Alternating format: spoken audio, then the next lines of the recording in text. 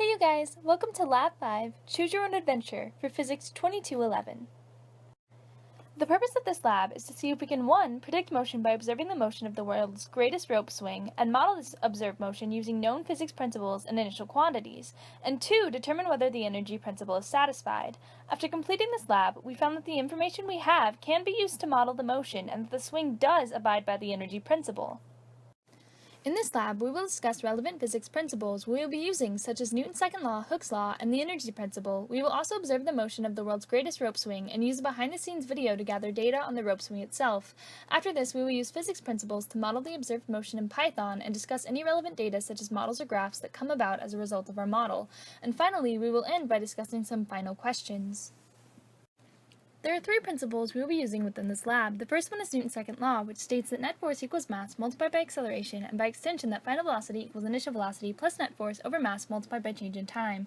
Since we are dealing with bungee ropes that are highly elastic and act like springs, the second law we'll be using is Hooke's law, which states that spring force equals the negative spring constant multiplied by the change in the spring's position. Finally, in this lab, we will also be talking about the energy principle, which states that the total amount of work is equal to the change in energy, which is equal to the change in kinetic energy plus the change in potential gravitational potential spring energy, where kinetic energy is equal to 1/2 mass times velocity squared, potential gravitational energy is equal to mass times gravity times the height of the object, and potential spring energy equals 1/2 the spring constant times the change in the spring's position squared. And now, on to the lab. So, after watching the video for the rope swing linked below, there is no shot that is at an angle that will allow us to accurately do Python analysis in the video itself, so instead we will have to collect data on the swing from a behind-the-scenes video talking about how the swing was made. They tell us that it moves in a motion very much like that of a pendulum, and also that the length of the rope is 150 feet, or 45.72 meters, and that you jump off in free fall for about 130 feet, or 39.624 meters, before the rope catches you and swings you 10 feet, or 3.048 meters above the ground. Now, these aren't the only values we need. We also need to know the mass of the person being swung, and after a bit of googling, the average mass of an individual is said to be about 70 kilograms, so that is the value we went with for this lab. We also looked up the normal spring constant for the type of climber's webbing used in the video, which was said to be about 30,000 newtons per meter. Finally, we need to know the drag coefficient for a person in the air, which upon doing a bit of research we found to be 1. Now we are ready to start our code.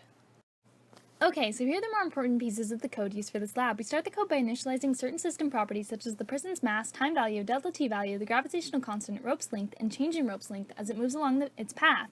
We set the person's initial position to be the negative distance of the rope in the x direction. We also set the initial velocity to 0 as they begin falling from rest. Now we compute the kinetic energy, potential gravitational, potential spring energies of the system using the equations we discussed during the fundamental principles portion of this video. Now we can begin to make our while loop, which we start by setting our initial energies equal to the previously calculated energies of our system. We then compute the gravitational and spring force acting on the ball and add them together to get F net, which we use to update the velocity and position values of this person. Once this is done, we update the rope position and then calculate the change in kinetic, potential gravitational, potential spring energies by subtracting our initial energies from our newfound energies calculated from our updated velocity and position values. Okay, so here's what happens when we run our code in Python. We get 2 windows that really pop up. The first window is a model showing the person as they swing through the air in a pendulum-like motion. It has 2 arrows pointing off of it. One is gravitational force, and the other is a blue arrow, which shows the tension from the rope as they swing through the air. The second window that pops up is a graph, which displays to us the kinetic energy, potential energy, spring energy, and total energy of the system.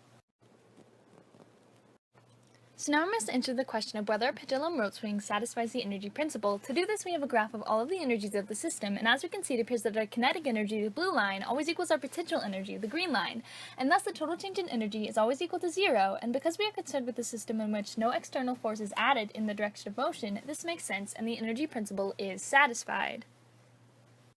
Okay, so in true lab fashion, we have a final question, and for this lab, I've asked the question, well, what happens to our model when we include drag force acting on the person as they swing?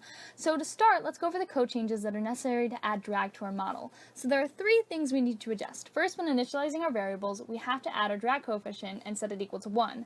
Next, we have to add a line calculating drag force by multiplying our drag coefficient by velocity squared.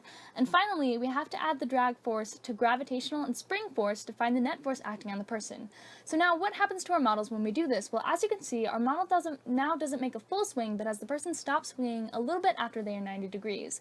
This is due to drag resistance working against the gravitational force, causing the person's speed to slow down and for them not to swing quite as far. Adding drag force also changes our energy graph, as we can see that the total energy of the system actually starts to decrease as drag force is applied, meaning energy begins to leave the system. Also, the kinetic energy of the person is greatly reduced as they fall through the air. So that is what happens when we add drag into our model.